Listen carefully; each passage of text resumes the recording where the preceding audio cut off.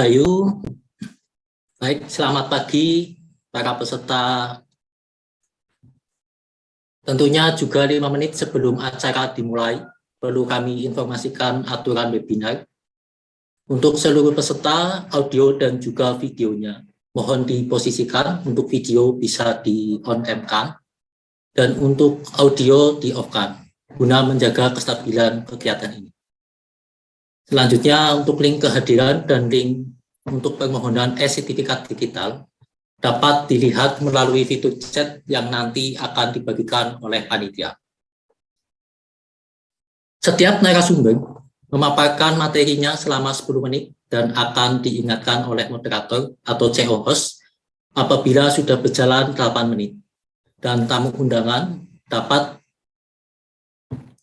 mengajukan pertanyaan melalui kolom chat pada fitur aplikasi yang tersedia dengan format yang ditentukan.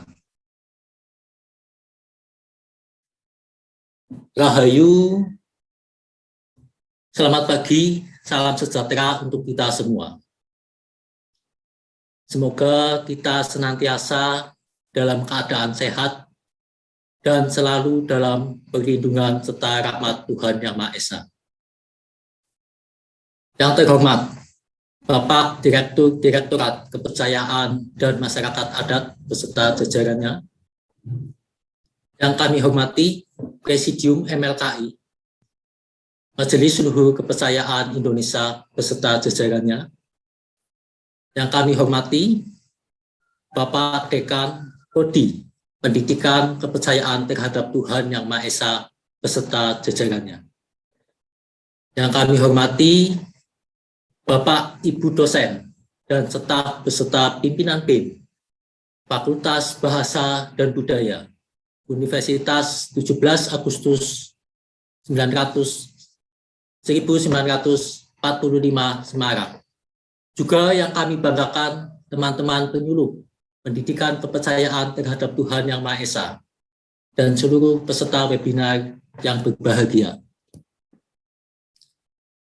Kami ucapkan terima kasih kepada seluruh peserta webinar dan selamat bergabung di jaringan Zoom meeting ini pada hari Selasa 4 Januari 2022, webinar season 2 dalam rangka pemenuhan tugas mata kuliah pendidikan kepercayaan terhadap Tuhan Yang Maha Esa dan hubungan antar manusia dengan dosen pengampu Dr.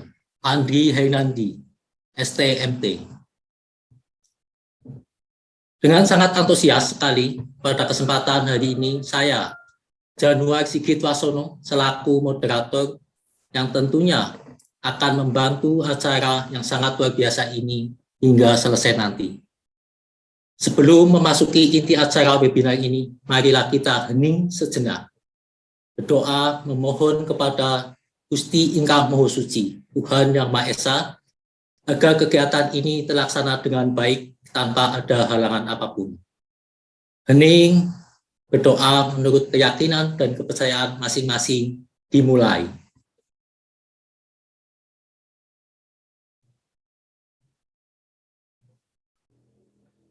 Selesai? Baik, Bapak, Ibu, rekan-rekan semuanya.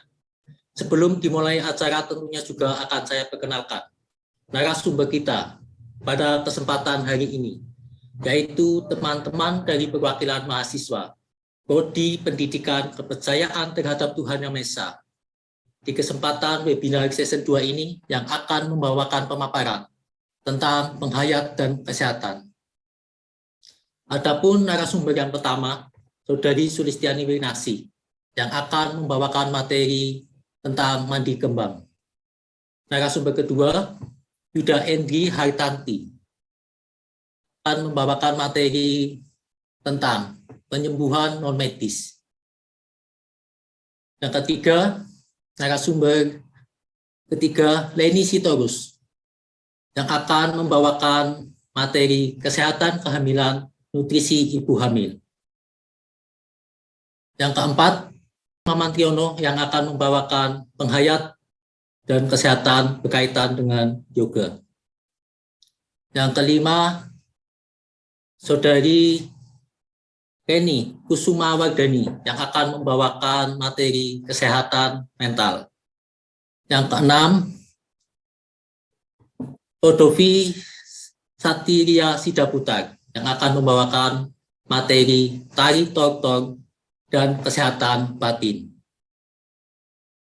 Dan narasumber yang terakhir atau ketujuh, Anggun Punawati yang akan membawakan materi seksualitas sangkan paraning dumadi. Baiklah, langsung saja untuk kesempatan kepada narasumber pertama, Sulistiani Winasih yang akan membawakan materi tentang mandi kembang. Kepadanya kami persilakan. Terima kasih, Rahayu.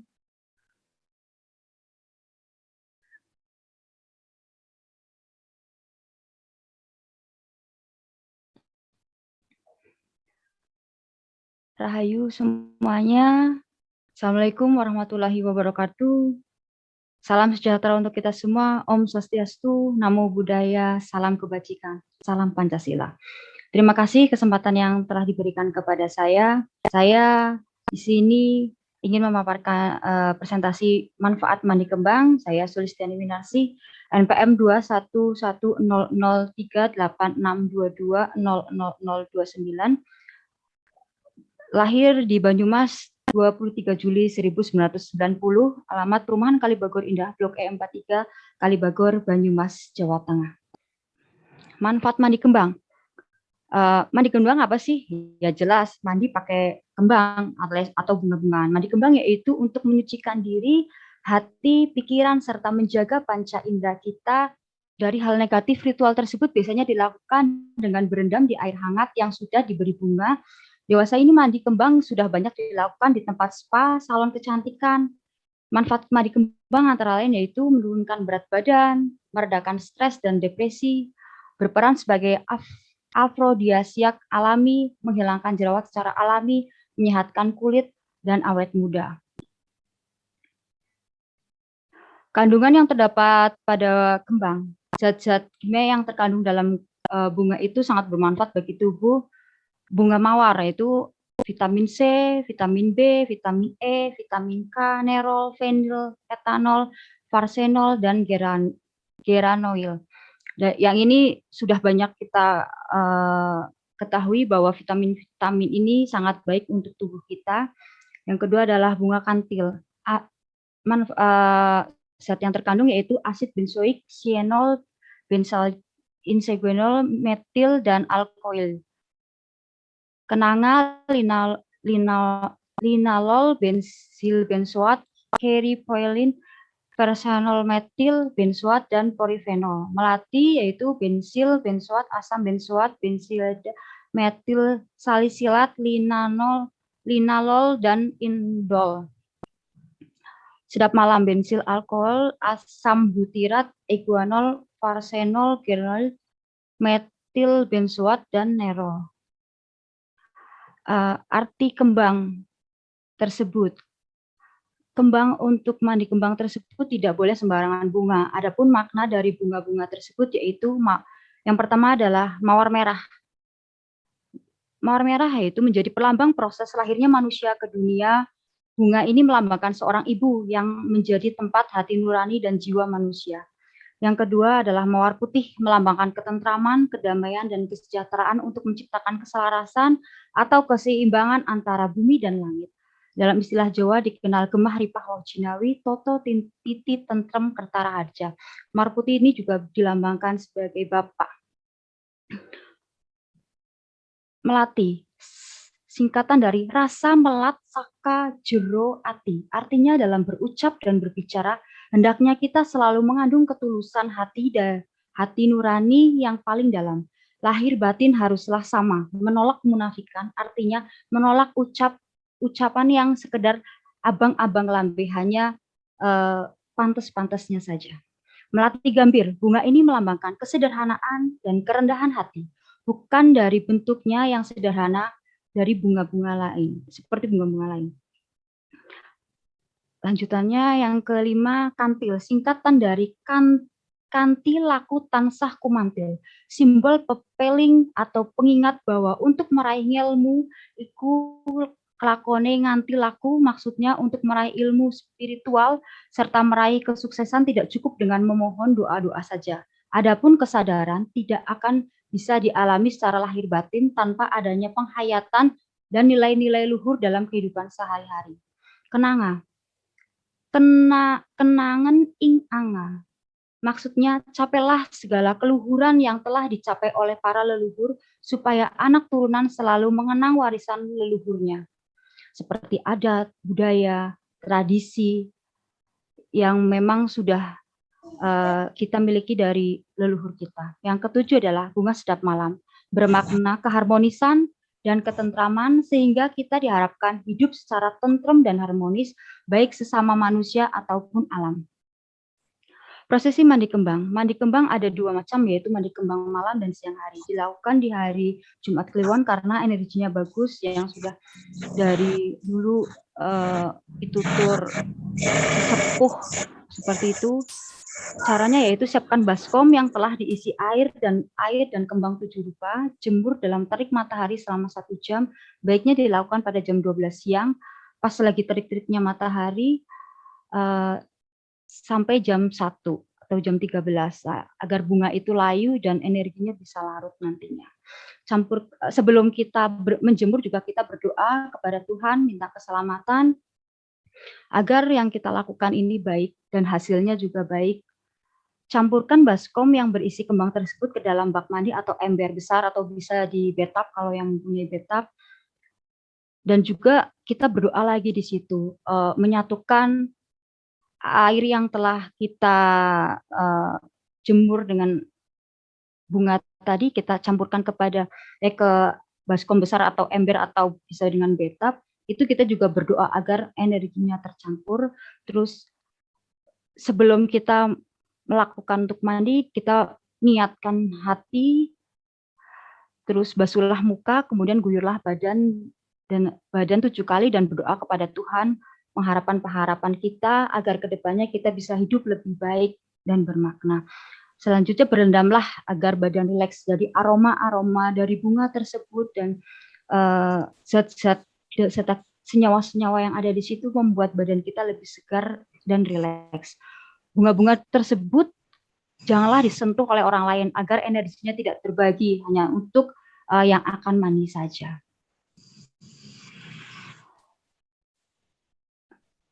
Kesimpulan, mandi kembang adalah warisan leluhur Nusantara yang masih digunakan perempuan Indonesia saat ini, tidak perlu dikaitkan dengan mistik untuk mendapatkan manfaat mandi kembang. Lakukanlah segala sesuatu dengan hati, didasari dengan kerelaan dan ketulusan karena Tuhan tidak suka kepalsuan. Terima kasih.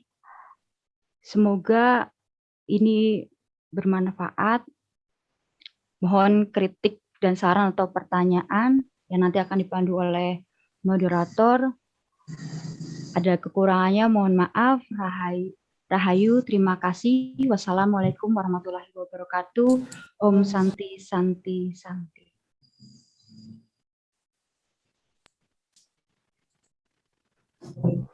Ya, terima kasih kepada Saudari Sulistiani Winasih atas pemaparannya.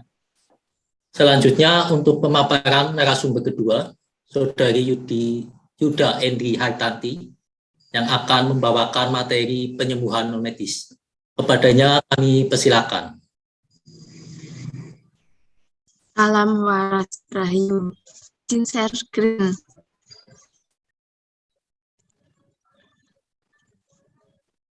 Terima kasih waktu yang diberikan kepada saya.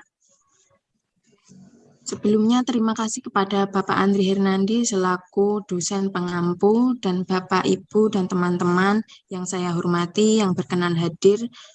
Saya ucapkan terima kasih. Perkenalkan, saya Yuda Endri Hartanti, alamat saya Sragen, saya penghayat Sabta Dharma.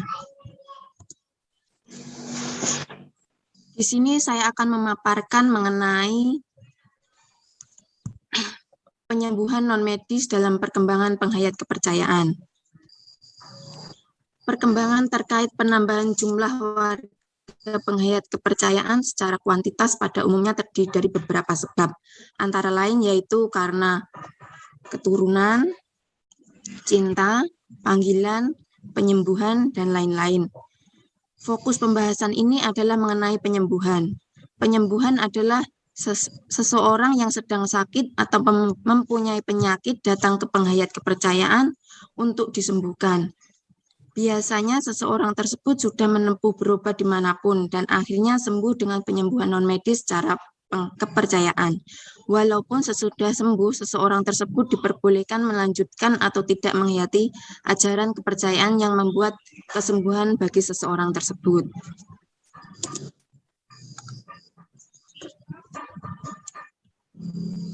Penyembuhan non-medis. Penyembuhan non-medis merupakan pengobatan tradisional di mana metode pengobatannya digunakan dalam berbagai masyarakat sejak zaman dahulu yang diturunkan dan dikembangkan secara bertahap dari generasi ke generasi berdasarkan tingkat pemahaman manusia terhadap pengetahuan dari masa ke masa. Melalui penyembuhan non-medis yang dilakukan penghayat kepercayaan adalah sebagai sosial dan sosialisasi terkait ajaran kepercayaan. Penyembuhan non-medis yang dilakukan adalah bagian dari ajaran kepercayaan yang dihayati oleh penghayat kepercayaan yang melakukan penyembuhan non-medis tersebut. Penghayat kepercayaan yang melakukan penyembuhan non-medis oleh masyarakat setempat biasanya sering disebut wong pinter atau orang pintar.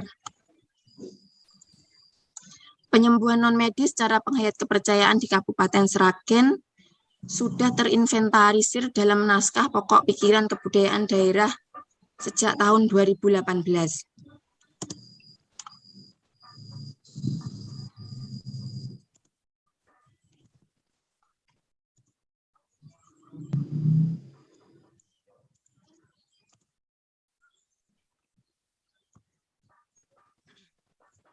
Macam-macam penyembuhan non-medis. Penyembuhan melalui sabda usada, penyembuhan menggarap tali rasa, penyembuhan melalui sujud, penyembuhan melalui ulah rasa, dan penyembuhan menggerakkan bagindo kilir. Penyembuhan sabda usada. Contohnya seperti orang yang dianggap mampu dan mau mengucap batin rohani mengucap yang maha kuasa nyabda si A waras. Penyembuhan menggarap tali rasa yang berhubungan dengan badan yang sakit pada penderita diputar-putar atau diuyek-uyek dengan jari tengah kanan sambil atom berjiwa disalurkan ke tubuh si sakit melalui itu. Apabila rohani memandang sudah cukup, sabda waras dikeluarkan sambil getaran sinar cahaya Allah dalam pribadi dikirimkan untuk menyempurnakan pekerjaan itu. Penyembuhan melalui sujud. Meleremkan dan mengendalikan nafsu, mendukung rohani pada tugas sebenarnya mendekatkan diri kepada Tuhan dan menjaga kesehatan. Dalam melakukan sujud untuk penyembuhan sinar cahaya Allah dalam sifatnya yang masih murni, yang masuk ke dalam pribadi, atom berjiwa yang terbentuk seluruhnya dapat ditujukan dan dikumpulkan pada bagian tubuh yang sakit. Penyembuhan melalui ulah rasa. Ulah rasa dilakukan untuk menyelaraskan kembali getaran-getaran hidup yang belum sempurna bekerjanya, yang mana tidak bisa dicapai pada waktu menjalankan sujud. Ulah rasa dijalankan setelah sujud selesai dilakukan. Menggerakkan bagindo kilir.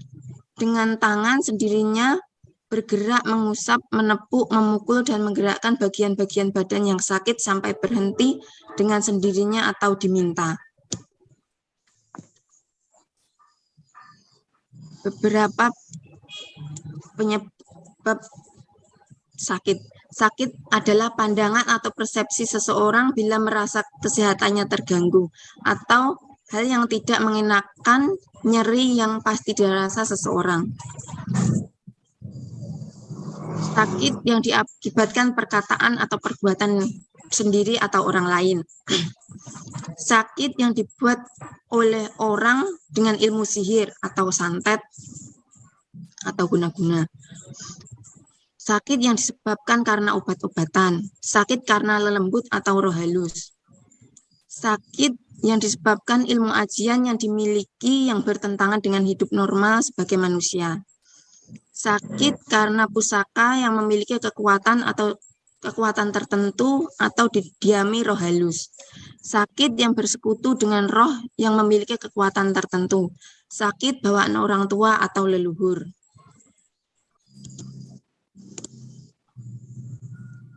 Di bawah ini beberapa kesaksian warga penghayat yang menjadi penghayat kepercayaan melalui penyembuhan non-medis.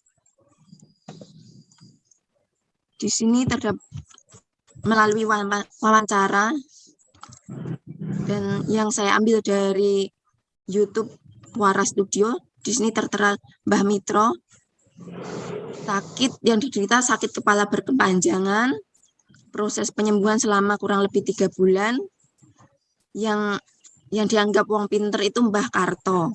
Kemudian Mbah Kardono yang diderita sakit benjolan di kedua siku tangan tidak bisa ditekuk. Proses penyembuhannya selama 3 hari pada tahun 1975, yang dianggap wong pinter itu Pak Sean. Kemudian Muhammad Selamat yang diderita sakit itu yang dia merasa dihantui roh halus. Penyembuhannya kurang lebih 1 tahun pada tahun 1970, yang dianggap wong pinter Pak Selamat Munandar. Kesimpulan, penyembuhan non-medis dalam perkembangan penghayat kepercayaan menunjukkan perkembangan penghayat melalui penyembuhan non-medis. Dalam PowerPoint ini ditunjukkan berupa kesaksian-kesaksian warga penghayat yang masuk menjadi penghayat lewat penyembuhan non-medis oleh penghayat kepercayaan yang mau dan mampu. Warga penghayat yang mampu melakukan dharma penyembuhan non-medis dapat dikatakan manusia yang tepos liro dan sudah ikhlas atau sosial atau tanpa pamrih. Macam-macam penyembuhan non-medis yang dilakukan penghayat kepercayaan sesuai dengan ajarannya. Dalam hal ini dicontohkan adalah ajaran Sabta Dharma, bahwa terdapat 5 cara penyembuhan non-medis yang dapat dilakukan, yaitu sabda usada, menggarap tali rasa, sujud, ulah rasa, menggerakkan bagindo kilir. Berikut daftar pustaka yang saya gunakan. Demikian pemaparan yang saya sampaikan pada kesempatan hari ini. Saya mohon maaf apabila ada tutur kata yang kurang berkenan. Terima kasih. Rahayu. Waktu saya kembalikan ke moderator. Terima kasih kepada Saudari Yuda Hendri yang telah memaparkan materinya. Selanjutnya,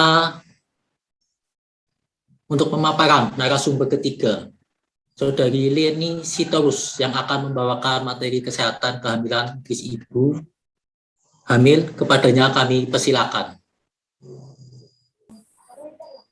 Oke, selamat pagi.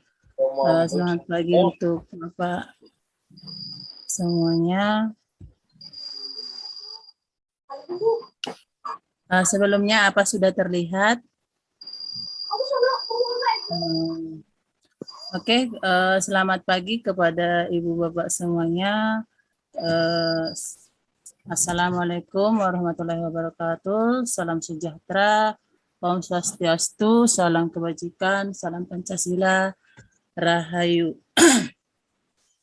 Pada kesempatan ini saya ingin memaparkan tentang kesehatan kehamilan. Namun sebelumnya izinkan saya untuk memperkenalkan diri saya. Nama saya Leni Sitorus, saya lahir di Saiknihuta tahun 1987. Saya berasal dari Toba, kepercayaan Uga Umalim.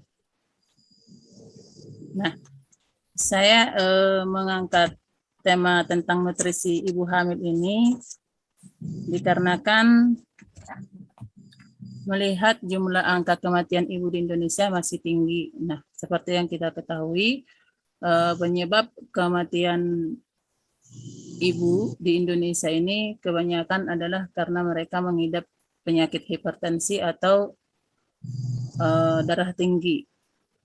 Disebabkan karena mereka terlalu mencemaskan bagaimana kondisi mereka nanti pasca melahirkan. Nah, tapi sebelumnya saya ingin menyampaikan dulu tentang pengertian nutrisi. Nutrisi merupakan sejumlah zat gizi yang diperlukan oleh tubuh supaya organ-organnya dapat berfungsi dengan baik.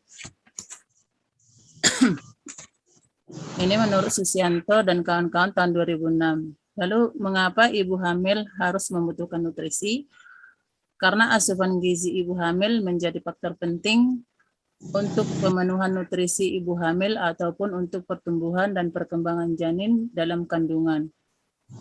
Juga dapat mengurangi risiko penyakit kronis pada anak di masa mendatang. Lalu kebutuhan nutrisi apa saja yang harus dipenuhi? Di sini saya mengangkat 3 hal, yaitu yang pertama nutrisi gizi atau makanan, yang kedua nutrisi keluarga atau support, yang ketiga itu nutrisi spiritual. Yang pertama kita membahas tentang nutrisi gizi. Secara medis kita sudah mengetahui bahwa nutrisi gizi yang diperlukan oleh ibu hamil itu harus memenuhi keseimbangan. Namun di sini terlihat seperti di gambar, ibu yang sedang mengandung harus konsumsi air mineral yang cukup banyak, yaitu untuk menghindari dehidrasi atau kekurangan cairan. Namun ibu hamil juga harus makan makanan yang berlemak atau berminyak atau yang manis-manis. Nah, dari segi dari kepercayaan yang saya angkat dari formalin, di dalam pemenuhan nutrisi gizi ada ritual yang dikatakan adalah jumujung hunik atau jumujung pagar. Nah, ritual ini biasanya dilakukan setelah seorang ibu yang mengandung itu pada usia kehamilan 7 bulan. Jumujung hunik ini adalah merupakan ritual yang dilakukan oleh wanita dengan memberikan hare atau biasa disebut dengan bubur tepung beras yang dicampur dengan kunyit yang diberikan kepada putrinya dengan tujuan seperti yang kita ketahui, kalau bubur tepung beras ini yang dicampur dengan kunyit ini rasanya itu kan adem atau lembut di tenggorokan atau di pencernaan. Dengan memberikan ini kepada putrinya yang sedang mengandung, diharapkan selain untuk pemenuhan gizi dalam kandungan si janin dan ibu, ini juga diharapkan agar si bayi merasa nyaman dan aman di dalam kandungan ibunya, atau bisa disebutkan dengan kata lain untuk menghindari keguguran. Nah, yang kedua adalah jumujung pagar. Jumujung pagar ini merupakan ritual yang dilakukan oleh keluarga pihak laki-laki kepada menantunya dengan memberian air suci kepada ibu yang sedang mengandung. Nah, air suci ini merupakan pagar atau perlindungan kepada janin dan ibu agar melindungi janin dan si ibu ini dari segala mara bahaya. Yang kedua itu nutrisi keluarga atau support. Secara medis kita juga tahu kalau seorang ibu yang sedang mengandung itu harus mendapatkan dukungan dari pihak terutama suami dan keluarga. Nah, tentunya manfaatnya itu untuk menjaga kesehatan mental si ibu agar si ibu merasa mendapatkan dukungan emosional dari pihak keluarga. Namun di kepercayaan juga, terutama yang saya angkat di sini dari tradisi Batak, ada juga ritual atau tradisi yang harus dilakukan untuk sebagai bukti keluarga kepada ibu yang sedang mengandung. Biasanya disebut dengan ritual atau tradisi mambusuri. Mambusurinya maknanya itu untuk mengenyangkan ibu yang sedang mengandung. Nah, yang pertama itu dilakukan itu penyerahan ikan batak. Dalam penyerahan ikan batak ini seperti yang saya katakan tadi, tujuannya untuk agar supaya si ibu mengenyangkan si ibu yang sedang mengandung dengan tujuan agar anak janin dan isi ini memiliki nutrisi yang cukup, dan si ibu tentunya memiliki kekuatan untuk pasca melahirkan nanti. Yang kedua itu penyerahan ulus. Penyerahan ulus ini kalau di dalam adat Batak ada dikatakan mengulusi badan dan mengulusi tondi, yang artinya untuk menghangatkan badan atau menghangatkan jiwa. Nah, secara tidak langsung si orang tua pihak perempuan menyatakan kepada putrinya, meskipun putrinya sudah diserahkan kepada keluarga pihak laki-laki, namun mereka masih bersedia memberikan support atau dukungan-dukungan, terutama pasca melahirkan atau dalam situasi mengandung. Dan yang terakhir ini adalah penyampaian nasihat. Tentunya penyampaian nasihat ini supaya putrinya nanti telah menjadi ibu akan menjadi ibu yang baik. Nah, yang ketiga itu nutrisi spiritual. Secara medis kita tahu kalau ibu yang sedang mengandung itu harus melakukan senam hamil atau senam kehamilan. Nah, seperti digambar di sini ada kita lihat beberapa gerakan-gerakan yang harus dilakukan ibu yang sedang mengandung untuk menjaga kesehatan bayi dan ibu. Namun di Parmalem ada juga dinamakan manguras. Ini untuk menjaga nutrisi spiritual seorang ibu yang mengandung. Manguras ini artinya 1 menit lagi. Ya, baik Mas. Manguras ini dilakukan pada saat usia kandungan si ibu masih di awal-awal kehamilan. Ini tujuannya untuk mengucap syukur kepada Tuhan Yang Maha Esa dan untuk agar supaya si anak memiliki jiwa yang suci. Nah, kalau di Sabta Dharma kita bisa lihat seperti posisi yang bungkuk begini. Kalau dalam keadaan hamil, posisi membungkuk seperti ini dikatakan dengan tujuan agar si bayi tidak mengalami sungsang dan memperlancar kelahiran. Nah, kesimpulannya dalam upaya mengatasi banyaknya jumlah kematian seluruh orang ibu dan bayi, selain kita harus memenuhi kebutuhan gizi yang seimbang, kita juga harus menjaga kesehatan ibu, baik secara medis maupun spiritual. Menurut ajaran kepercayaan, harus dilakukan ritual-ritual tertentu untuk pemenuhan kesehatan ibu hamil, terutama kesehatan fisik dan jiwanya. Sekian yang bisa saya sampaikan. Terima kasih. Horas Rahayu. Terima kasih atas pemaparannya pada Saudari Reni Sitorus. Selanjutnya untuk pemaparan narasumber keempat, Maman Triono, kami persilakan. Oke, baik. Terima kasih Bapak Sigit. Untuk Mbak Citra bisa bantu share screen, Mbak Citra.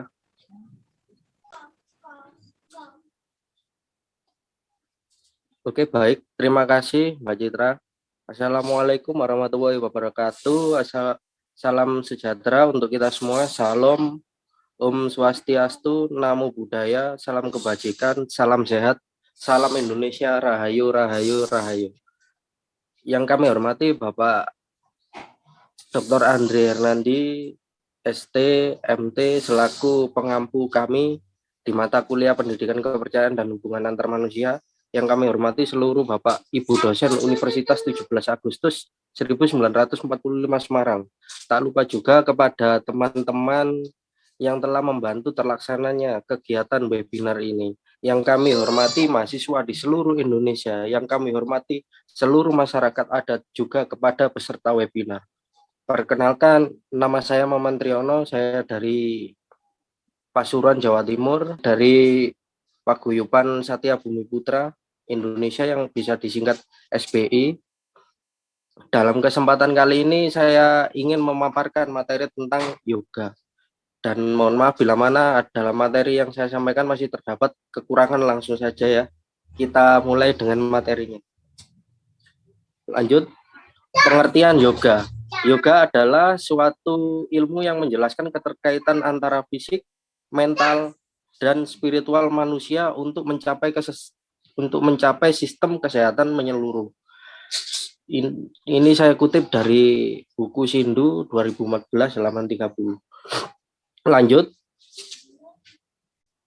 istilah yoga juga berasal dari bahasa Sanskerta kuno, yaitu yuj, yang berarti union atau penyatuan diri. Yoga adalah sebuah penyatuan jiwa spiritual dan dengan jiwa universal atau pembatasan pikiran-pikiran yang selalu bergerak atau suatu sistem yang sistematis dalam melakukan latihan rohani atau untuk mencapai ketenangan batin dan melakukan latihan fisik untuk mencapai kesehatan jasmani dan rohani sehingga disebut dengan jiwan atau jiwan mukti atau penyatuan jiwa.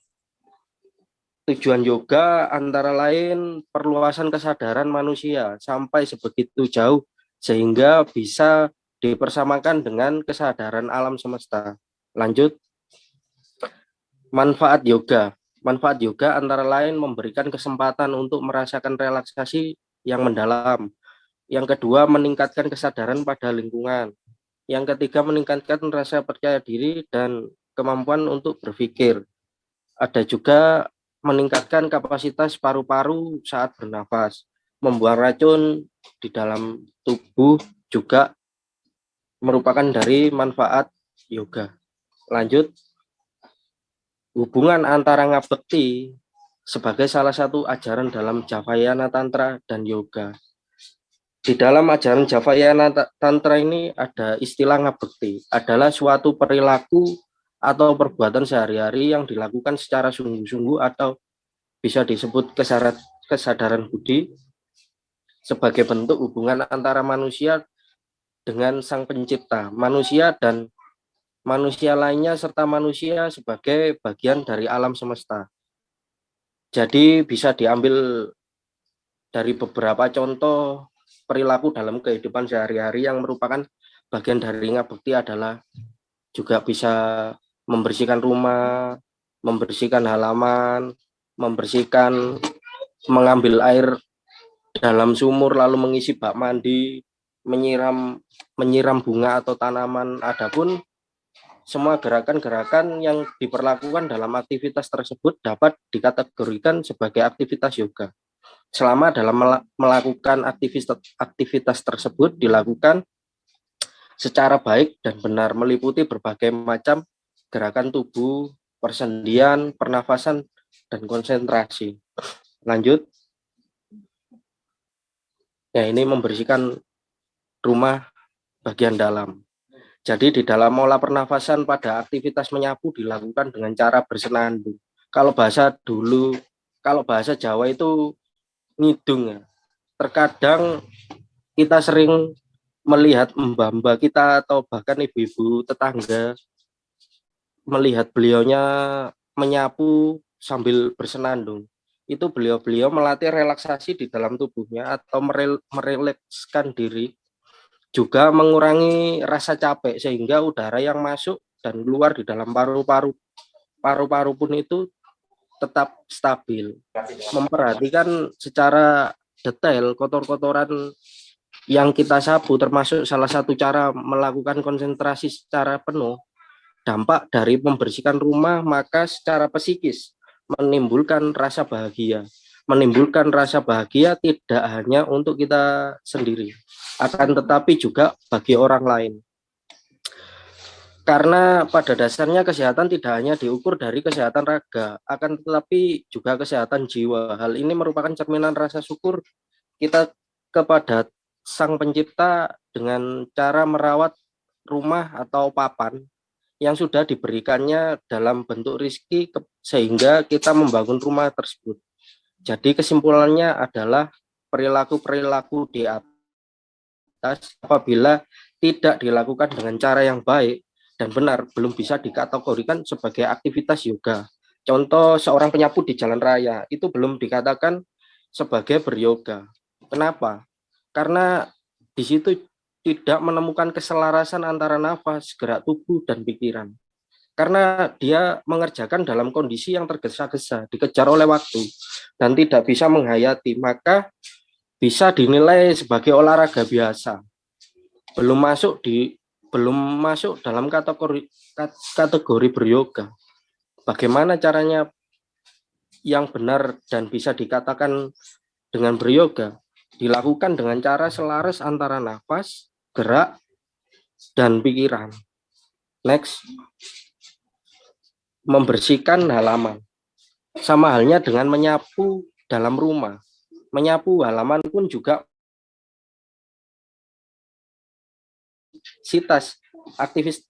aktivitas gerakan yang sama, yaitu mengolah tubuh, meregangkan persendian, olah pernafasan, dan konsentrasi. Kebersihan halaman rumah merupakan wujud hubungan antara manusia dan alam semesta yang saling menjaga dan memelihara. Bentuk kita saling menjaga dan memelihara antara kita dan alam semesta, di mana kita senantiasa menjaga agar tumbuhan tetap hidup dan berkembang biak. Demikian juga tumbuh dan berkembangnya tumbuh-tumbuhan agar memberi manfaat bagi kita semua. Atau kalau di filsafat Jawa itu ada yang istilahnya itu ya, urip itu urup, hidup itu bertukar, saling bermanfaat. Hidup itu hendaknya memberi manfaat bagi orang lain di sekitar kita. Tidak hanya untuk sesama manusia, akan tetapi juga kepada makhluk ciptaannya yang lain. Satu menit. Siap, baik. Kepada alam, membersihkan halaman juga termasuk salah satu upaya dalam memayu hayuning bawono. Manusia hidup di dunia harus mengusahakan keselamatan, kebahagiaan, dan kesejahteraan. Lanjut. Ya, lanjut. Demikian yang saya sampaikan. Ternyata materinya masih belum, karena keburu waktunya habis ya. Demikian yang dapat saya sampaikan. Terima kasih. Jadi pesan saya itu, jadi lakukanlah segala bentuk aktivitas sekecil apapun secara sungguh-sungguh dan dalam kesadaran yang tinggi tanpa mengharapkan bentuk pamrih apapun. Maka kita akan senantiasa merasakan banyak bentuk manfaat di dalamnya, baik itu secara lahir maupun secara batin. Terima kasih rekan-rekan semuanya, teman-teman saya, rahayu. Terima kasih kepada Saudara Maman telah memberikan pemaparannya. Selanjutnya pemaparan narasumber kelima, Renita Kusuma Wardani. Kepadanya kami persilakan.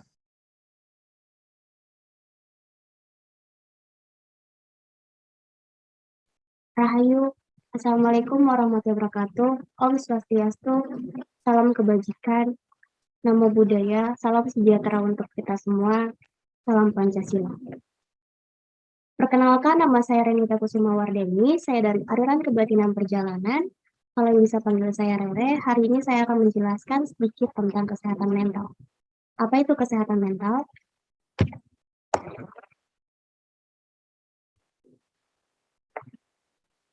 Kesehatan mental yang baik adalah kondisi ketika batin berada dalam keadaan tentram dan tenang, sehingga memungkinkan kita untuk menikmati kehidupan sehari-hari dan menghargai orang lain di sekitar. Seseorang yang bermental sehat dapat mewujudkan kemampuan atau potensi dirinya secara maksimal dalam menghadapi tantangan hidup, serta menjalin hubungan positif dengan orang lain. Sebaliknya, orang yang memiliki kesehatan mental terganggu akan mengalami gangguan suasana hati, kemampuan berpikir, serta kendali emosional yang pada akhirnya akan mengarah ke perilaku buruk. Mental. Apa itu mental? Secara etimologi, mental berasal dari bahasa Yunani yang mempunyai pengertian psikis. Artinya psikis, jiwa, kejiwaan. Menurut James Dever, memaknai mental yaitu referring to the mind. Maksudnya adalah sesuatu yang berhubungan dengan pikiran atau pikiran itu sendiri. Makanya kita pernah mendengar kata, jika pikiran sehat, maka jiwa akan sehat. Secara sederhananya, mental dapat dikatakan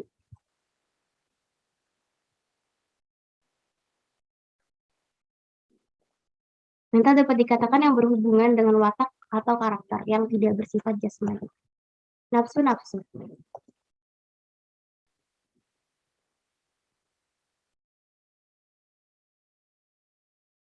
Di kepercayaan terhadap Tuhan Yang Maha Esa memiliki 4 unsur utama yang membentuk jasmani. Dengan setiap unsur akan mempunyai pengaruh sendiri-sendiri atas jasmani, yaitu api, angin, air, bumi. Api menimbulkan nafsu hewani, angin menimbulkan nafsu duniawi. Nafsu-nafsu itulah mendorong manusia untuk hewani untuk bekerja keras, duniawi untuk kecukupan sandang, rohani untuk kemajuan dan peningkatan kehidupan, satani untuk kemampanan. Mental illness. Apa itu mental illness? Mental illness yang disebut dengan gangguan mental, dengan istilah yang mengacu dengan berbagai kondisi yang mempengaruhinya, pikiran, perasaan, suasana hati, dan perilaku seseorang. Kondisi ini bisa terjadi hanya sesekali atau berlangsung dalam waktu yang lama. Mental illness ada sangat banyak jenisnya. Masing-masing jenisnya memiliki gejala yang berbeda, tergantung pada tingkat keparahannya. Ini adalah 6 di antara mental illness. Saya hanya ambil 6 dan sering terjadi di masyarakat.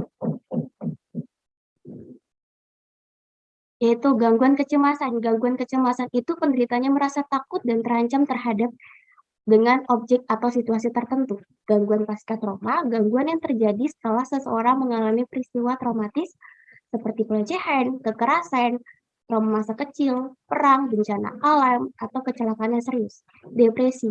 Depresi dikualifikasi sebagai gangguan mood yang dapat menyebabkan gejala seperti perasaan sedih, kehilangan, kemarahan, atau berlarut-larut. Dan depresi ini sering banget dibilang sama dengan gila, padahal depresi beda dengan gila. Dan depresi ini mempunyai tingkat yang berbeda-beda. HDHD. HDHD itu attention deficit atau hyperactive disorder. Orang yang punya HD cenderung hiperaktif dan memiliki kesulitan dalam mempertahankan fokus. Jadi dia tidak bisa fokus dengan satu hal. Gangguan makan. Gangguan makan penderitanya bisa mengonsumsi terlalu banyak atau sedikit terhadap makanan. Gangguan skizofrenia. Penderitanya tidak mampu membedakan kenyataan dan perilaku pikirannya sendiri atau bisa disebut halusinasi. Gangguan jiwa atau gila.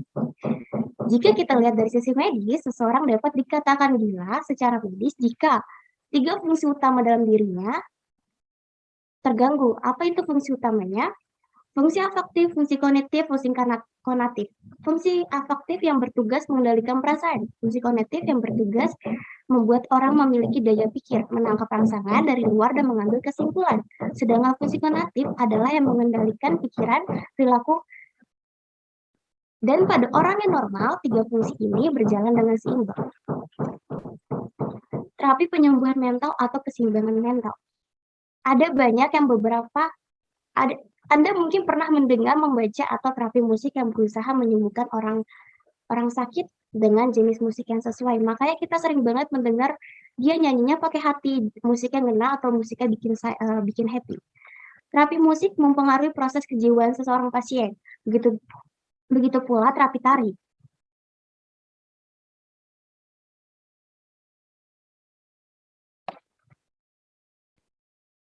Begitu pula terapi tari. Tepatnya, terapi tari adanya penggunaan psikoterapi, berbagai gerakan sebagai suatu proses yang menyatukan faktor fisik dan emosi manusia.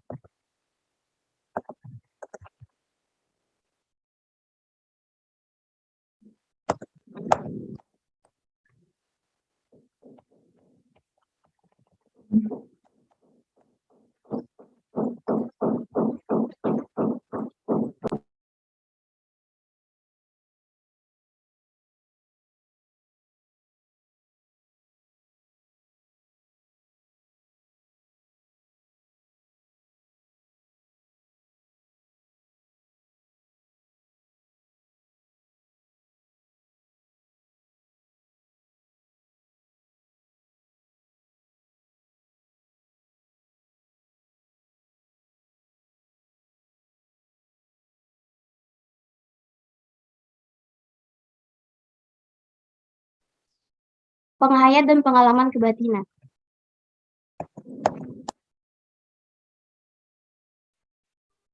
Takutnya tidak usah dilihat.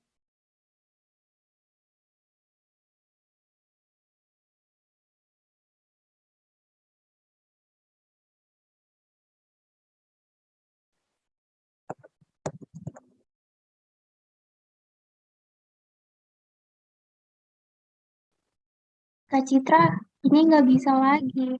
Bisa tolong.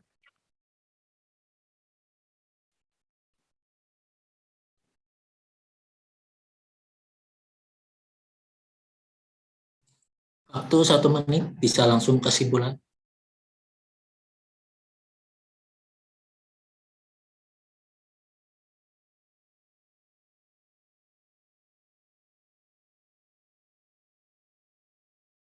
Kesimpulannya adalah kesehatan mental juga tidak kalah penting dibandingkan kesehatan fisik. Jadi kita harus lebih memperhatikan kesehatan mental kita dan sekitar agar tidak terjadi kasus bunuh diri di negara kita. Sebenarnya saya bisa menjelaskan ini, tapi waktunya tidak cukup, jadi kita kembalikan lagi ke moderator. Terima kasih, sekian dari saya.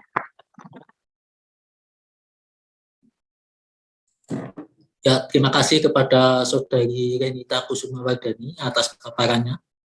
Selanjutnya, pemaparan narasumber yang ke-6.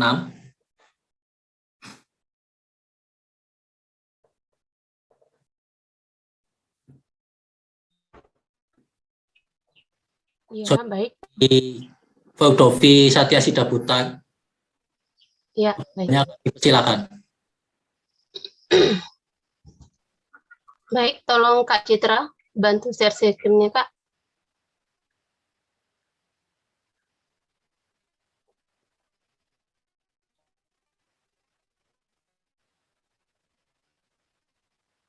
Ya, baik, terima kasih.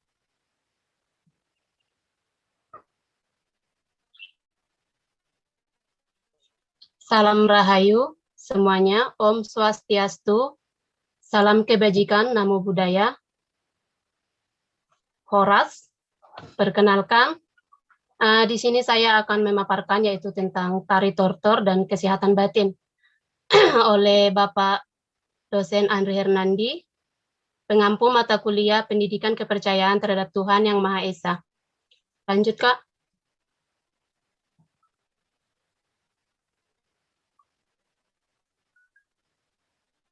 Di sini ada data diri saya. Nama saya Fordovi Satiria Sidaputar. Kenapa nama saya For? Karena saya anak keempat. Tempat tanggal lahir saya itu Pasuronom 27 tahun 1994. Di sini ada nomor HP, email. Alamat saya 3 Toba Holbung, Kecamatan Uluan, Kabupaten Toba, Sumatera Utara. Lanjut, Kak.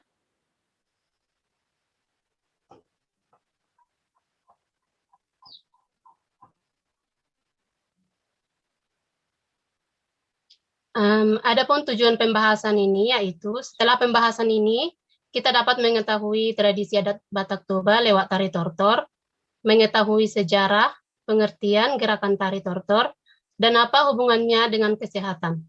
Lanjut.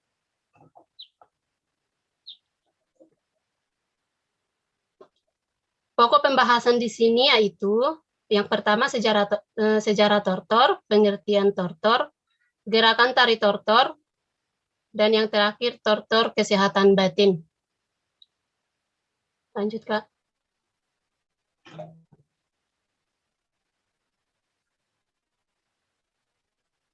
Ya, sejarah tari tortor.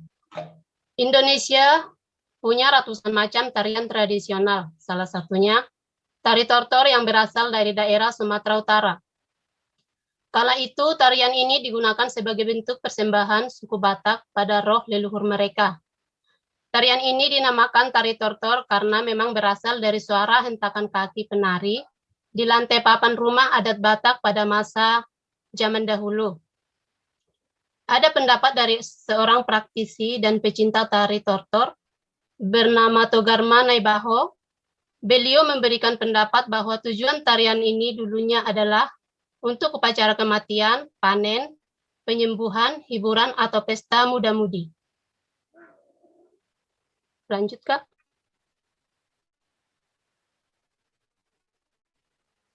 Pengertian tari tortor. Tortor adalah tarian seremonial yang disajikan dengan godang. Secara fisik, tortor merupakan tarian, namun makna yang lebih dari gerakan-gerakannya menunjukkan tortor adalah sebuah media komunikasi di mana melalui gerakan yang disajikan terjadi interaksi. Lanjut, Kak.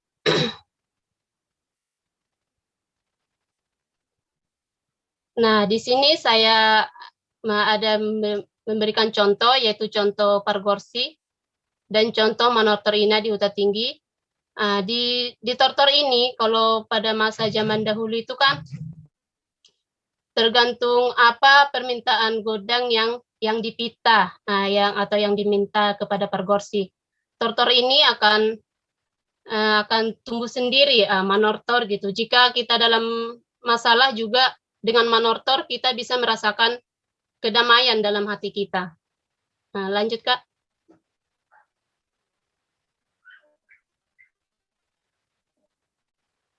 Nah, ini adalah contoh gambar godang pada adat Batak Toba. Itu ada Tagading, Garatung, Sarune. Ini bukan sarung ya, yang tidak. Ini Sarune. Yang keempat Hasapi, dan yang keenam ada Ogung. Lanjut, Kak.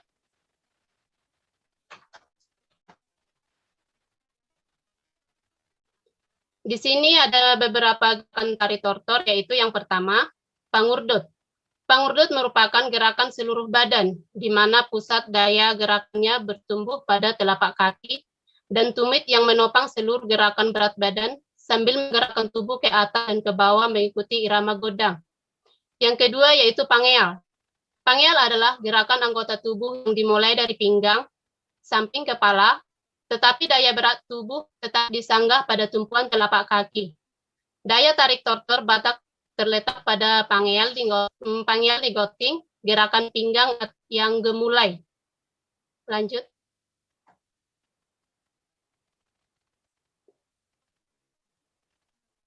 Yang ketiga yaitu Pandenggal. Pandenggal adalah gerakan gemulai anggota tubuh secara keseluruhan. Kelembutan gemulai gerakannya berada pada gerakan tangan, telapak tangan, dan jari tangan. Yang keempat, Siakupna. Siakupna merupakan menggerakkan bagian leher, di mana gerakannya seirama dengan godang dan urdut.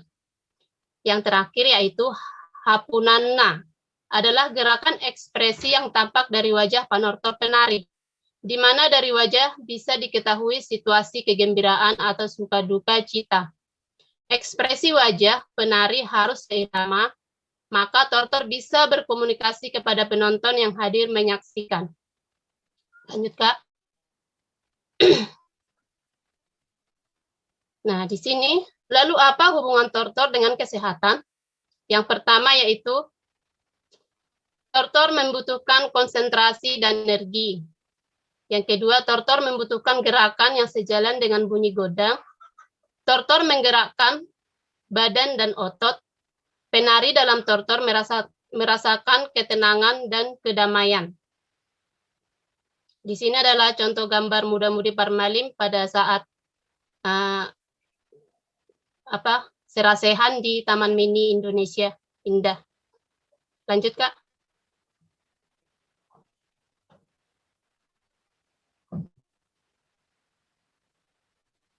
Tortor adalah kesehatan batin. Tortor bukan sekedar tari, godang bukan sekedar musik. Tortor dan godang bukan hiburan, melainkan persembahan untuk menghadap kepada Debata Mula Jadi Nabolon. Tortor merupakan gerak hati, tortor merupakan gerak hati, iramanya menyentuh jiwa, yang tidak pernah putus, mengalir terus dalam buayan gerak lembut gemulai. Lanjut.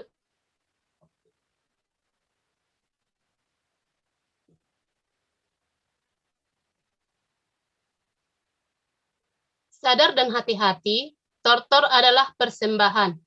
Bunyi yang mengiringi berasal dari bunyi godang. Bunyi yang jernih penuh getar rasa.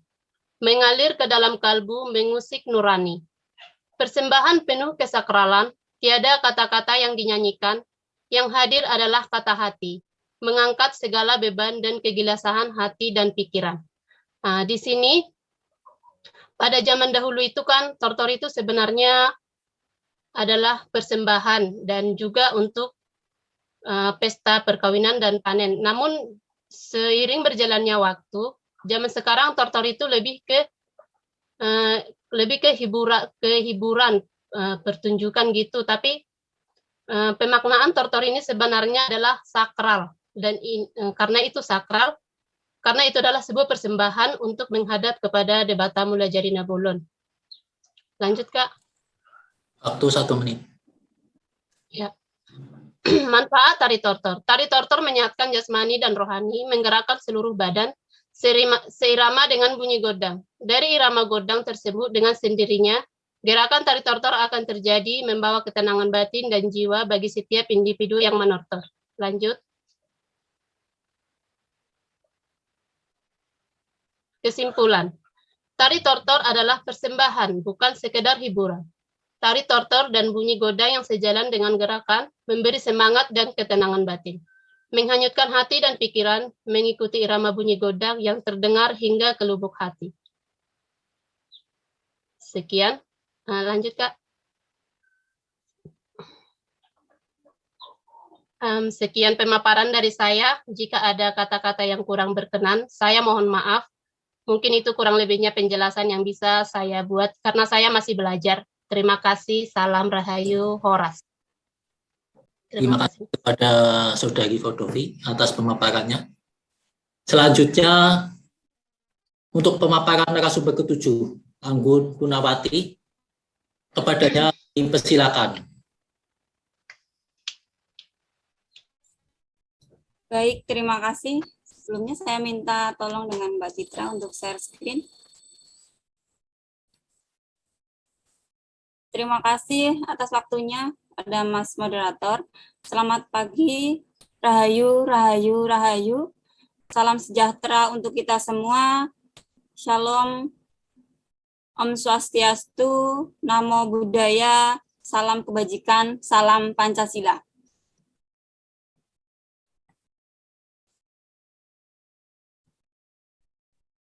Ya, apakah sudah terlihat? Yang saya hormati Bapak Ibu semuanya, terima kasih sudah menyempatkan waktu untuk hadir dalam Zoom ini. Perkenalkan, nama saya Anggun Purnawati dengan NPM 21100386220004.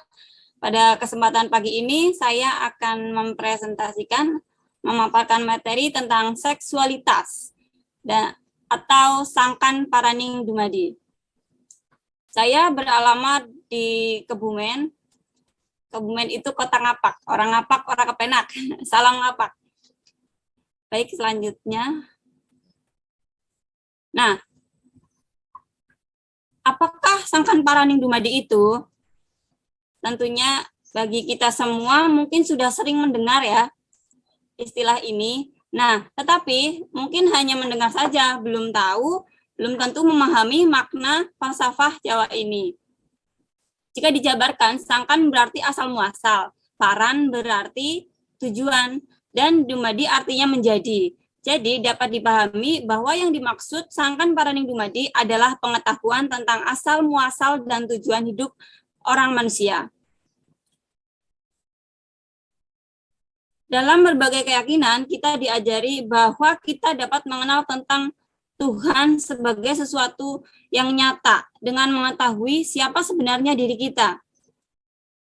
Dengan pemahaman mengenai diri, maka akan didapatkan pemahaman mengenai Tuhan. Dalam prosesnya, dengan kita mengenal Tuhan, maka pada akhirnya kita akan sampai pada penghayatan diri, mulai dari mana asal kita hidup, bagaimana proses secara nyata fisik keberadaan makhluk hidup termasuk kita, dan kita mengenal filosofi tersebut yang salah satunya disimbolkan dengan Linggayoni. Lanjut. Nah, Sangkan Paraning Dumadi. Di seantero dunia sudah banyak yang paham bahwa linggam itu adalah alat kelamin pria dan yoni adalah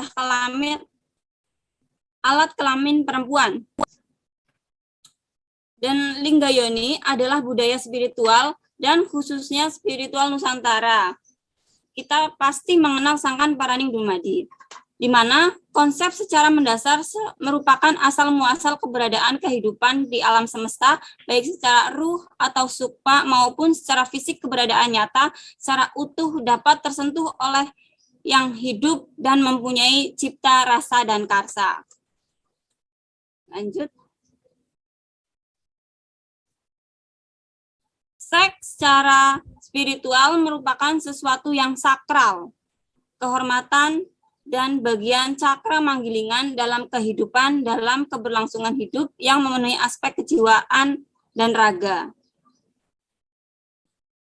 Lingga yoni merupakan arketip penciptaan. Artinya, segala sesuatu tercipta dari pertemuan arketip jantan, linggam, dan arketip betina, yoni, dari alam semesta ini. Kalau di Cina disebutnya yin dan yang. Yin yang berarti feminim dan yang berarti maskulin.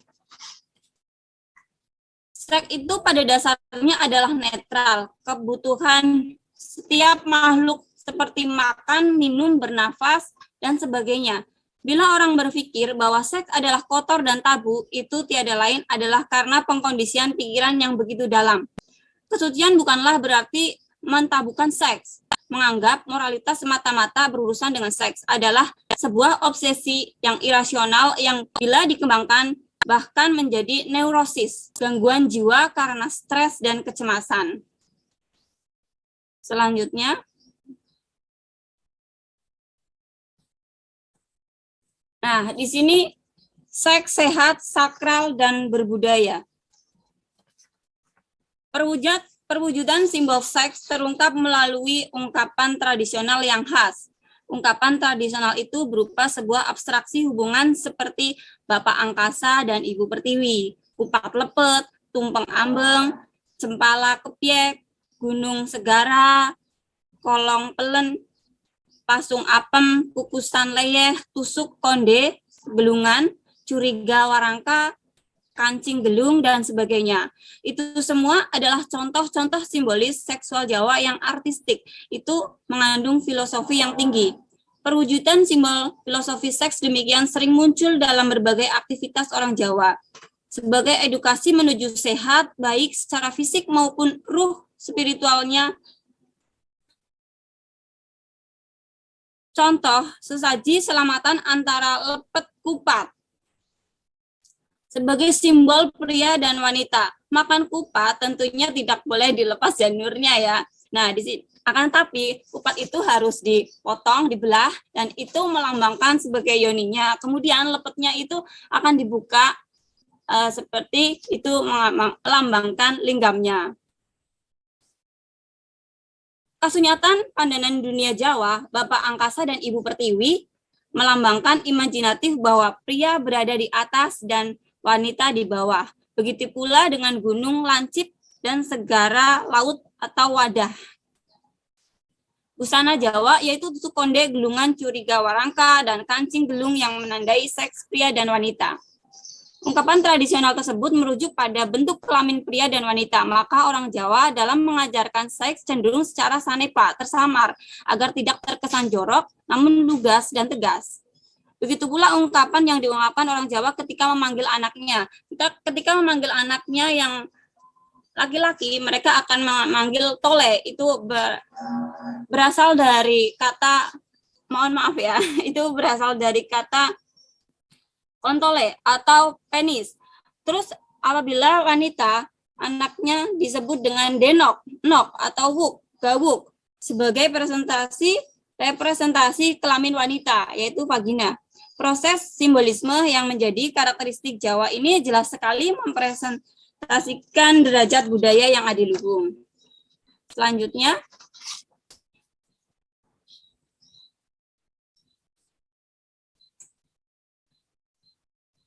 dengan demikian bisa saya simpulkan bahwa seks dengan literasi budaya dan aturan yang mendasar sangkan paraning dumadi yang sakral memberikan pandangan dan prinsip yang sangat dalam mental dan spiritual.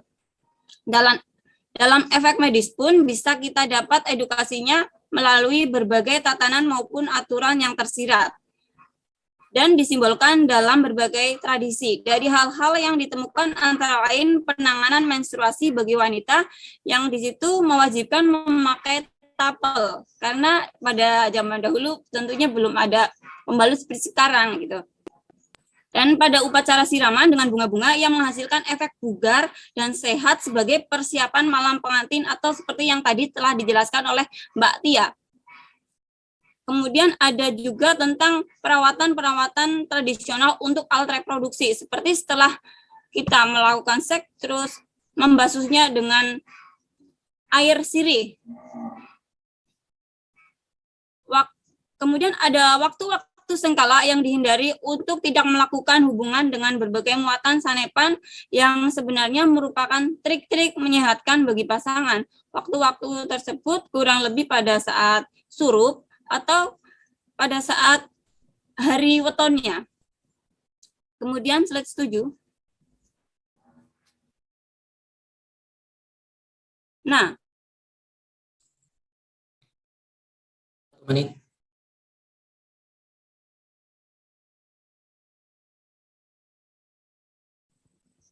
seks tabu, benarnya apa yang tabu dan berdosa? Apakah benar demikian?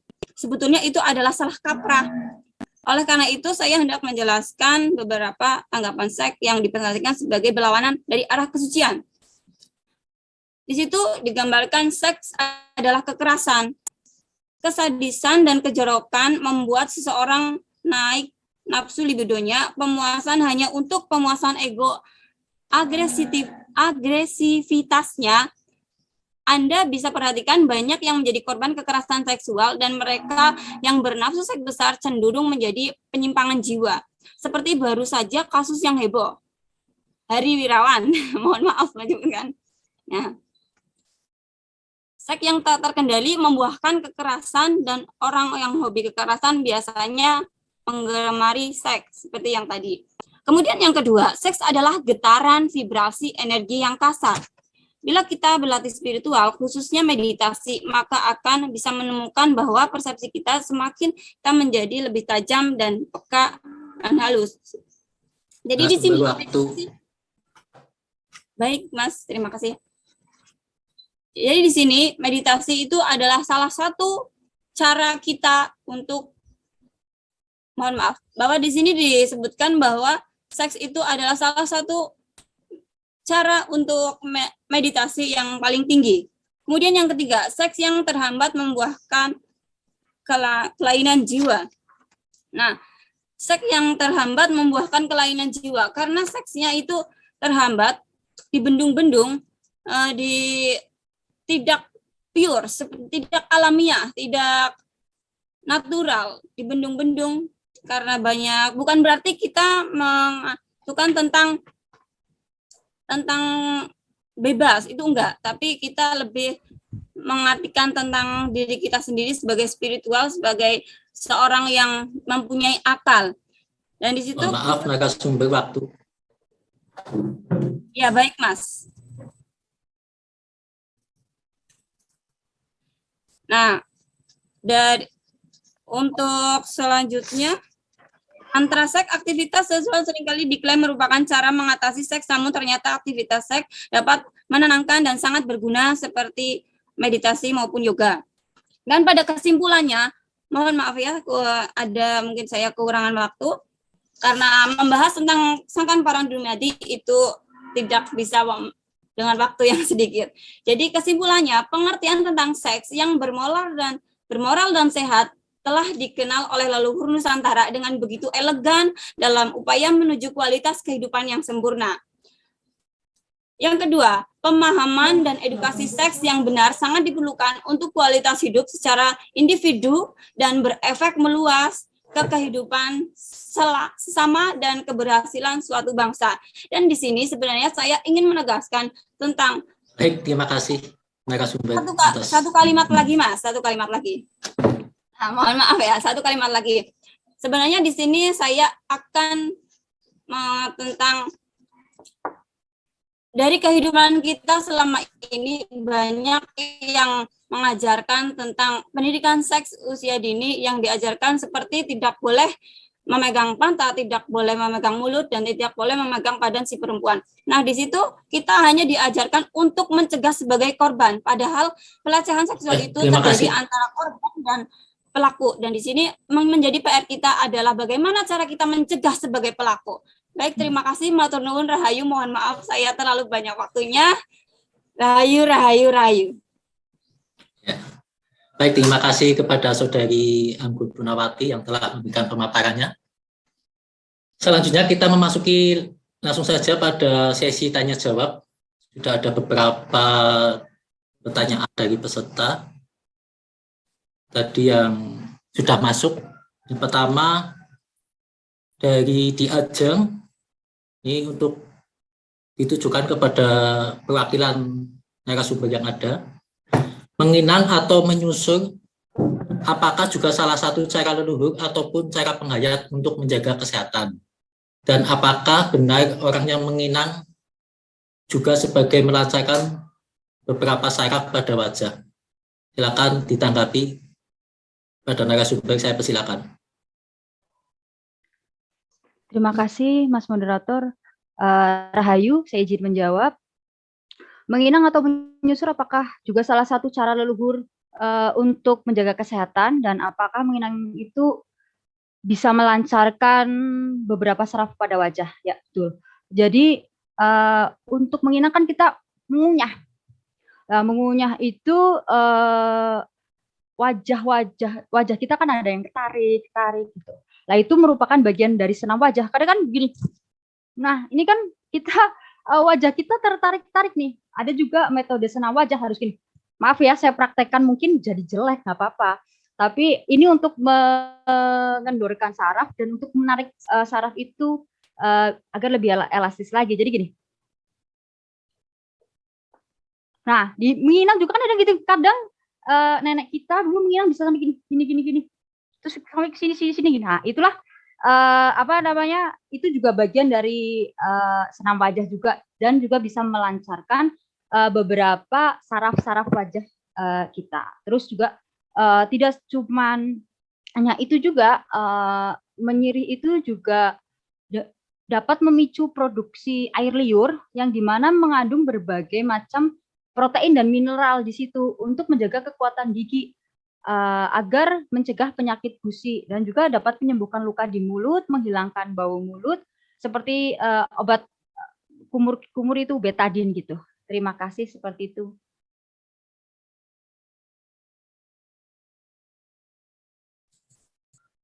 Ya, terima kasih kepada Saudari Sulistiani yang sudah memberikan respon tanggapan. Pada Saudara Ajeng, apakah sudah bisa dipahami? Lanjut ya ke pertanyaan kedua dari Saudari Febi, mahasiswa UNS Surakarta. Pertanyaan kepada narasumber Maman Triono, mengapa mengangkat yoga dari India dalam tema penghayat dan kesehatan dalam webinar kali ini? Kepada Saudara Maman Triono, kami persilakan untuk memberi tanggapan. Oke, baik. Terima kasih, Mas Sigit. Justru pada kesempatan ini saya ingin mengenalkan bahwa yoga sendiri pada dasarnya adalah ajaran Nusantara. Hal tersebut bisa dilihat melalui naskah-naskah kuno Nusantara, salah satunya Sang Hyang Kamahayanikan atau Kakawin Sutasoma. Kita mengenal yoga dari India karena selama ini yang mampu menumbuh kembangkan berabad-abad adalah India. Karena India tidak mengalami gejolak politik agama seperti di Nusantara. Baik, gitu. Terima kasih, Mas Sigit. Terima kasih kepada Saudara Maman atas tanggapannya. Selanjutnya di pertanyaan Saudara Jarwanto, sudah terjawab ya tadi ya. Dari mana asal ajaran juga sudah terjawab oleh Saudara Maman Tiono. Masih ada waktu sekitar 10 menit. Barangkali masih ada pertanyaan dari seluruh peserta yang ada, kami persilakan.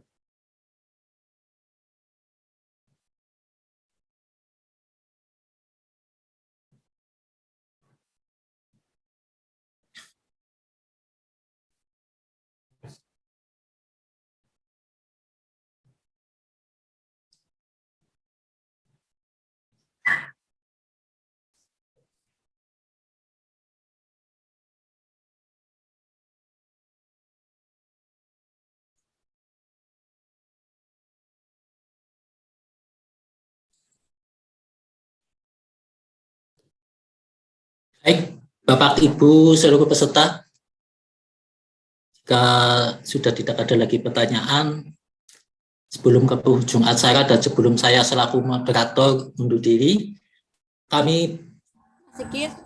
Ada Pak Hartoyo Ya, tuh yang di mana? raise hand. Oh, ini. Monggo Pak Hartoyo, kami persilakan. Ya, selamat siang, Rahayu, Bapak Ibu semuanya, dan rekan-rekan mahasiswa. Saya terima kasih atas waktunya yang diberikan pada saya. Saya di sini untuk pemaparan para narasumber secara umum sudah bagus. Untuk kesempatan ini saya ingin mengkritisi padahal penerapan kata lebih diteliti agar tidak lari dari makna kata itu sendiri. Sebagai contoh untuk Mbak Sulistiani ya, itu dalam memaparkan kata kenanga seumpamanya, yaitu penerapan ada kata yang harusnya kenang anggo gitu. Anggo kan bukan anga gitu lah. Anggo itu kita artinya itu balik kepada pribadi kita gitu. Jadi kalau anga gitu kan sudah lari maknanya, seperti itu contohnya. Jadi secara umum sudah bagus. Mbak Anggun Purnawati juga membawakan paparan yang luar biasa menurut saya. Itu suatu kemajuan yang luar biasa. Jadi secara umum bagus, hanya lebih kritis dalam penerapan kata supaya maknanya tidak lari, seperti itu. Ya, terima kasih. Rahayu, Rahayu, Rahayu. Rahayu, terima kasih kepada Bapak Hartoyo atas tanggapan positif dan saran masukan kepada rekan-rekan mahasiswa. Selanjutnya masih kami beri kesempatan, masih ada 5 menit. Barangkali para peserta ada yang memberikan. Oh, Bu Novita ya. Bu Novita. Nih. Bu Novita, kami persilakan. Selamat pagi teman-teman. Pagi. Rahayu. Ya, maaf ya terlambat. Jadi baru masuk itu ketika Mbak Anggun presentasi. Jadi satu komentar aja buat teman-teman. Ternyata memang ketika kita ngomong itu nggak nyadar ya waktu yang diberikan, dan manajemen waktu itu benar-benar sangat susah sekali gitu ya. Jadi itu ketika kita mau bicara di depan umum, jadi kita harus benar-benar memperhatikan manajemen waktu. Satu pertanyaan buat Mbak Anggun, karena yang saya dengarkan tadi tentang seks ya, kebetulan saya juga punya anak, Mbak Anggun juga punya anak ya kayaknya ya. Untuk ajaran di Penghayat sendiri, apakah ada ajaran untuk mengajarkan anak tentang edukasi seks? Karena tadi PR-nya berat sekali itu dari Mbak Anggun ya. Jadi gimana caranya mengajarkan seorang anak itu tidak menjadi pelaku? Jadi jangan hanya bisa melindungi diri, kan yang saya tangkap seperti itu. Gitu. Kalau untuk menurut saya ketika kita mengajarkan seks ke anak itu otomatis kita juga seharusnya itu memberikan bekal ke anak kita untuk tidak menjadi pelaku. Tapi kalau di Penghayat sendiri itu bagaimana? Terima kasih waktunya. Maaf off cam ya. Terima kasih Bu Novita atas pertanyaannya. Kami persilakan Saudari Anggun, barangkali akan menanggapi. Baik, terima kasih Bu Novita atas apresiasinya dan terima kasih juga atas pertanyaannya. Kalau di Penghayatan untuk pencegahan seksualitas untuk anak-anak mungkin belum atau sudahnya saya kurang tahu ya. Mungkin saya yang kurang membaca atau bagaimana, tapi kalau menurut saya sendiri untuk pencegahan sebagai pelaku, itu mungkin perlu kita tanamkan tentang arti luhur, arti baik, arti budi pekerti dengan simulasi dan edukasi tujuan keluarga dengan kehormatan yang kita saling menghormati antara satu sama lain, dan itu memang adalah hal yang suci, hal yang tidak boleh kita lakukan, tidak boleh dilakukan oleh siapapun kecuali yang sudah menjadi tantra atau jodoh dalam arti bukan hanya dunia daging seperti kita manusia, tapi jodoh dalam arti jiwa, tantra. Akibatnya yang tidak terhormat itu akan melanggar susila. Kurang lebih seperti itu, Bu Novita. Terima kasih.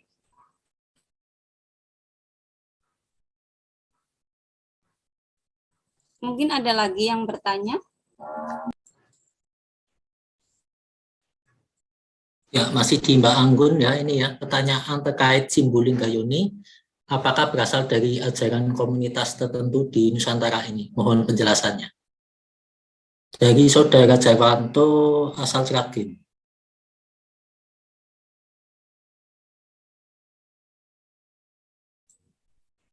Baik, terima kasih pertanyaannya dari Saudara Jarwanto, Bapak Jarwanto.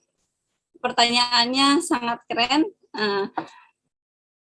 Jadi bukan menurut saya ya, tapi melihat dari arti Linggayoni itu memang ajaran dari Nusantara ini. Saya melihat bahwa Linggayoni itu sudah ada di relief Candi Borobudur, dan Candi Borobudur itu memang ada di Nusantara ini kan, ada di Indonesia ini, dan Candi Borobudur itu kalau di Google kita cari ada pada abad ke-8.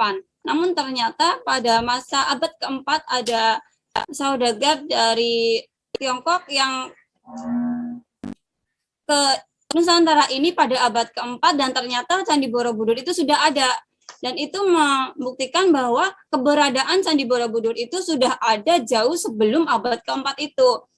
Jauh sebelum abad ke-4 itu, jika jauh sebelum abad ke-4 itu sedang dibuat, berarti peradaban tentang Linggayoni itu kan sudah terukir di situ. Berarti peradaban tentang Linggayoni, tentang Sangan Paraning Dumadi itu memang sudah ada jauh sebelum itu juga. Kurang lebih seperti itu. Terima kasih.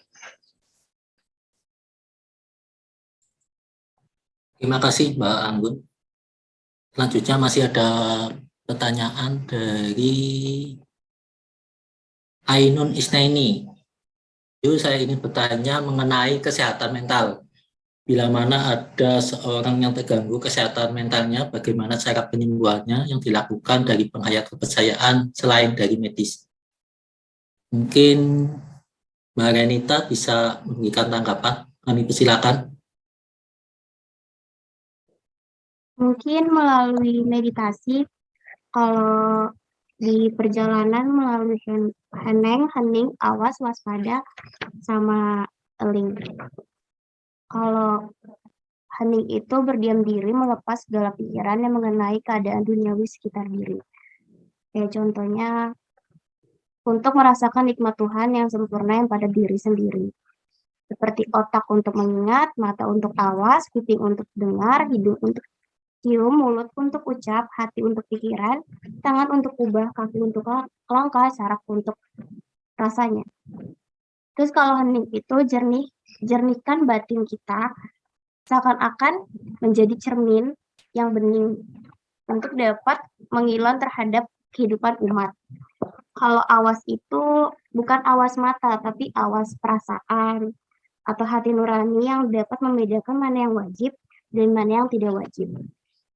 Kalau yang eling itu sebagai kulawa Gusti yang wajib kumala kepada Tuhan Yang Maha Esa, yaitu mengatur hidup dan kehidupannya berdasarkan kisah, kasih, dan sifat Tuhan yang langgeng. Kalau waspada, keadaan yang baik ataupun buruk untuk masa yang akan datang ditentukan oleh perbuatan sekarang.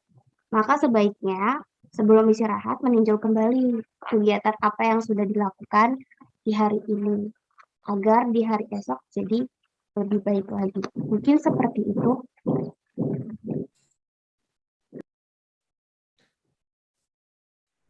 Kali ada narasumber lain yang ingin menambahkan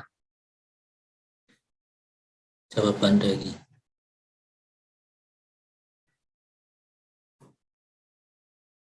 Mohon izin menambahkan dari Renita itu hanya bukan cuma meditasi meditasi aja.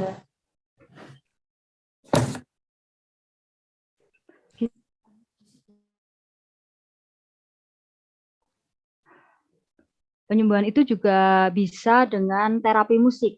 Musik itu kan membuat jiwa kita tenang. Jadi orang yang dengan gangguan jiwa itu akan lebih rileks. Kita dengarkan dengan musik-musik klasik yang menenangkan, terus musik-musik yang memang menyentuh gitu. Nah, nanti dia bisa lebih tenang lagi dan untuk proses penyembuhan itu bisa lebih masuk dan mengena. Terima kasih.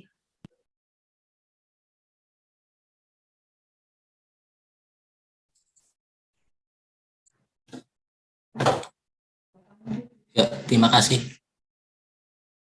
Masih ada satu kesempatan lagi ya, karena ini waktu kurang 5 menit lagi. Saya beri kesempatan kepada Ibu Panuti Hananingsih yang sudah resen. Ini persilakan Ibu.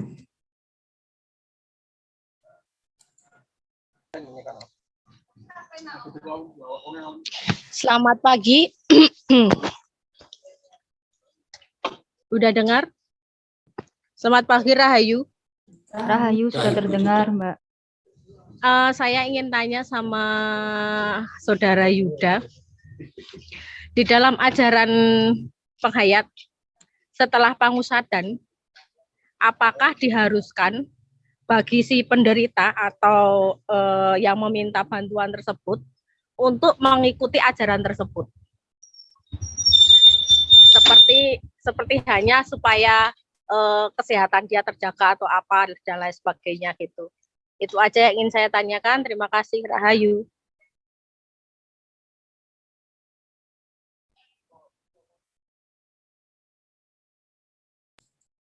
Ya, terima kasih kepada Ibu Panuti Hananingsih atas pertanyaannya. Kami persilakan kepada Saudari Yuda Endri untuk memberikan tanggapan atas pertanyaan Ibu Panuti. Kami persilakan.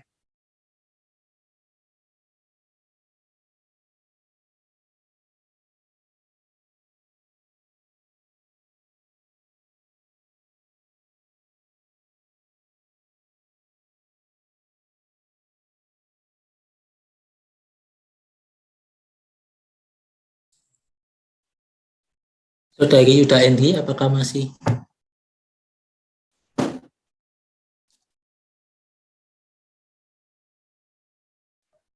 Halo?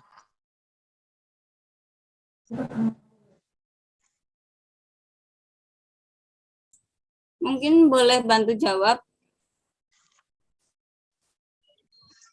Tadi sudah saya jelaskan di pemaparan yang pertama. Yang maksudnya yang apa itu minta pertolongan pengobatan itu secara ikhlas atau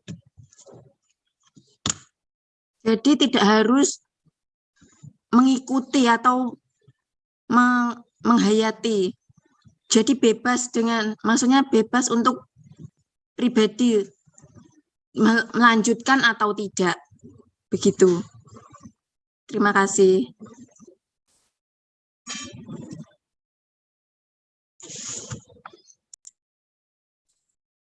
Terima kasih Mbak Yuda. Pak Anggun, barangkali ingin menambahkan. 1 menit ya Mbak Anggun. Iya, hanya sedikit menambahkan jawabannya Mbak Yuda itu udah benar, saya sedikit saja. Sebenarnya jawabannya hampir sama sih. Jadi dalam kepenghayatan itu jika kita sudah membantu orang yang sakit, itu tidak mengharuskan bahwa yang dibantu itu sembuh terus ikut ke kita, itu enggak.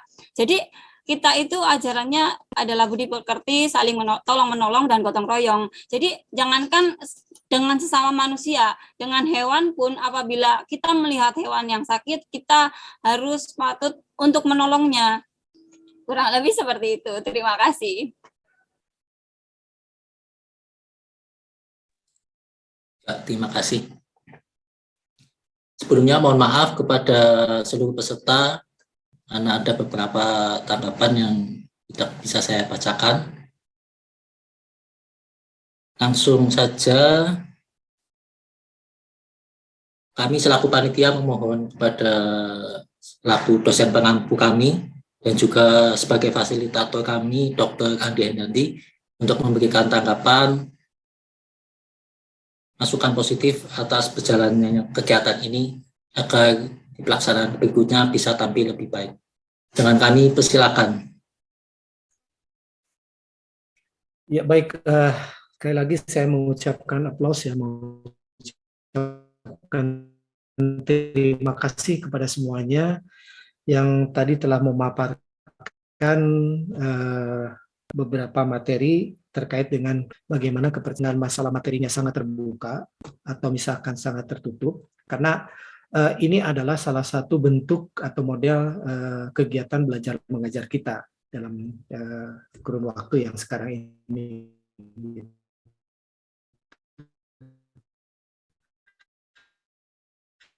Sekali lagi yang kedua, ya ternyata kalau digali nilai-nilai itu ternyata cukup banyak.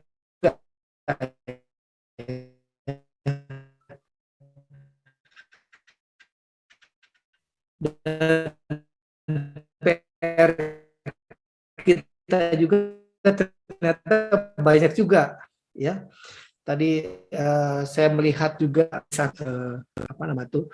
antara hubungan nilai-nilai yang ada di dalam masyarakat Parmalin, terutama masyarakat Batak gitu ya, mengkaitkan dengan nilai-nilai yang ada di dalam kesehatan modern. Jadi sebenarnya itulah merupakan tujuan kita, itu adalah mengidentifikasi nilai-nilai itu ya. Walaupun nilai-nilai seperti halnya misalkan ada suatu mutiara yang masih tersembunyi sebenarnya tuh. Nah, dari sini kita coba nilai-nilai itu tuh kita tumbuhkan. Karena itu adalah dari produk kita ya. Kita melakukan identifikasi itu, pendekatan kita itu biasanya menggunakan budaya tutur, ya bukan budaya tulis. Tetapi kita mencoba dengan adanya yang namanya dari budaya tutur itu, kita mencoba menyempatkan untuk bagaimana mengarsipkan dan mengidentifikasi sehingga menjadi kumpulan-kumpulan pengetahuan itu. Dan kumpulan pengetahuan itu nanti kita bisa jelaskan lagi kepada ya, keturunan kita gitu ya, ke seluruh masyarakat kita gitu ya, supaya terpahami dan bisa tercerahkan gitu. Oh ternyata sumber pengetahuan yang ada di Indonesia itu cukup banyak juga dan sangat banyak sekali gitu ya, mempunyai nilai-nilai yang sangat luhur. Nah sebenarnya target sasarannya itu. Dan yang terakhir adalah sekali lagi saya mengucapkan aplaus dan mengucapkan terima kasih, semuanya keren-keren ya, semuanya bagus ya. Dan itulah kita, dan mudah-mudahan ini adalah menjadi manfaat bagi kita semua. Dan sekali lagi saya juga mengucapkan terima kasih kepada seluruh peserta yang hadir di sini yang telah berpartisipasi memberikan saran pandang positif ya untuk meningkatkan pemahaman kita, dan kemudian juga tak lupa juga kepada institusi dari Universitas 17 Agustus ya yang telah hadir. Juga saya melihat tadi ada jajaran daripada Direktorat Kepercayaan Terhadap Tuhan Yang Maha Esa. Terima kasih atas waktu dan kesempatannya untuk bisa hadir dalam kegiatan di sesi kedua ini. Dan nanti kita lanjutkan lagi, jangan terlewatkan waktunya singkat. Kenapa waktunya singkat? Supaya penasarannya tinggi gitu ya bagi peserta. Dan yang nanti sesi ketiga kita akan ada lagi acara ya, itu di hari Jumat. Silakan kalau dari peserta yang akan ikut ya memberikan saran pandang positif demi kemajuan kita bersama. Itu saja mungkin yang bisa sampaikan. Terima kasih dan saya tutup. Sukses buat semua ya. Terima kasih Bapak. Terima kasih kepada Dr. Andi Hendati atas tanggapan dan respon positif kepada panitia. Baik, Bapak Ibu, rekan-rekan semua yang berbahagia, puji syukur rangkaian pemaparan hari ini terlaksana dengan baik. Sekali lagi kami ucapkan terima kasih kepada narasumber kita pada hari ini yang sudah berbagi ilmunya untuk kita semua. Dan juga terima kasih kepada seluruh peserta yang sudah nyimak dengan antusias diskusi pada hari ini. Boleh kita applause Bapak, Ibu, dan rekan-rekan semuanya. Dan akhirnya saya Januar Sigit undur diri. Terima kasih atas perhatian Anda. Rahayu, rahayu, rahayu.